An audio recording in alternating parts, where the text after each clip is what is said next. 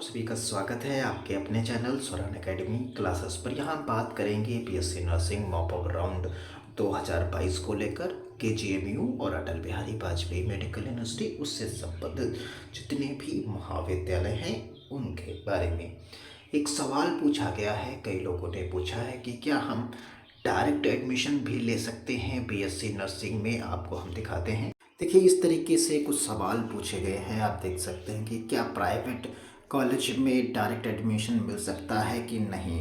Atal Bihari Vajpayee medical university का exam नहीं दिया है, तो ये सवाल काफ़ी कई लोगों ने पूछा है। तो इसमें आप देख सकते हैं कि ये डायरेक्ट एडमिशन नहीं मिल सकता है। जिन लोगों ने जो है फॉर्म भरकर परीक्षा दी थी, वही लोग जो हैं इसमें जो है पार्टिसिपेट कर सकते हैं। इसके लिए बीएससी नर्सिंग का फॉर्म भरना और एग्ज़ाम देना ज़रूरी था।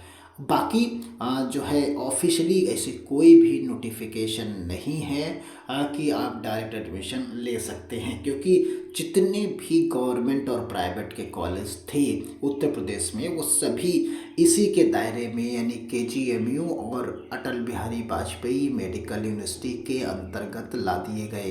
तो आपको ये फॉर्म भरना ज़रूरी था और जो कट ऑफ दिया गया है, जो मानक दिया गया है, उसी के आप अंडर आते हैं तो आप एडमिशन मॉप अप राउंड में पा जाएंगे। अगर उससे नहीं भरा है तो आपको नेक्स्ट ईयर भरना होगा। बाकी एक चीज़ हम आपको और बता दें, आप जिस कॉलेज में एडमिशन लेना चाहते हैं, आपकी नज़र है जिस प्राइवेट कॉलेज में आप चाहते हैं कि हम इस कॉलेज में डायरेक्ट एडमिशन प्राइवेट में ले जाके, तो ये आप जाकर वहाँ बात करिए। और कोई गाइडलाइन अलग से या उनको माइनॉरिटी के तहत कोई गाइडलाइन दी गई हो जो सभी के साथ ओपन ना की गई हो, तो आप जाकर उस पर्टिकुलर प्राइवेट में जाकर ऑफिस में बात करें, चीज़ों को गाइडलाइन प्रॉपर तरीके से देख लें कि आप एलिजिबल हैं कि नहीं हैं। ऐसा तो नहीं कि आपसे पैसे ही ले लिए जाएं और आपका एडमिशन वो वैलिड ना हो।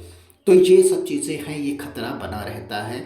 तो अगर आप कहीं कोई कह भी रहा है कि हम आपको दिला सकते हैं, तो उसकी प्रॉपर डिटेल ज़रूर ले लीजिएगा, क्योंकि अगर आप काउंसलिंग के थ्रू जाते हैं तो उसमें जो फ्रॉड होने का जो रिस्क है वो समाप्त हो जाता है। फ्रॉड नहीं होता, क्योंकि वो कॉलेज ही जब मानक के तहत होते हैं, काउंसलिंग आपकी मानक के तहत होती है, तो आप जाकर एडमिशन ले लेते हैं, क्योंकि आपको ऑलरेडी जो है संस्था के द्वारा भेजा गया है। तो वहाँ फ्रॉड नहीं होता, आपका प्रॉपर नर्सिंग काउंसिल में रजिस्ट्रेशन हो जाता है और बाकी चीज़ें प्रॉपर वे में हो जाती हैं। तो उम्मीद करते हैं कि आप प्रॉपर वे में चीज़ों को समझ गए होंगे कि आप आसानी से इस मॉप अप राउंड में जाकर काउंसलिंग करा सकते हैं। तो ये मॉप अप राउंड में है, और अगर आप चाहते थे डायरेक्ट एडमिशन का तो वो हमने आपको क्लियर किया। आप पूरी जानकारी लिए बिना एडमिशन कतई ना लें, नहीं तो आपको आने वाले समय में समस्या हो सकती है, और ये आपके लिए बहुत अच्छा चांस है। अब देखिए, कुछ लोगों ने पूछा था कि उनका जो है कब आएगा, क्योंकि वैकेंट सीट्स का अनुमान अभी नहीं लगा है कि कितनी सीट्स वैकेंट हैं। तो ये डेट दी गई है चॉइस फिलिंग का। तो जैसे चॉइस फिलिंग होती है तभी ये सीट डिक्लेयर की जाती हैं। तो यहाँ आप देख लीजिए 20 तारीख को चॉइस फिलिंग के लिए कहा गया है।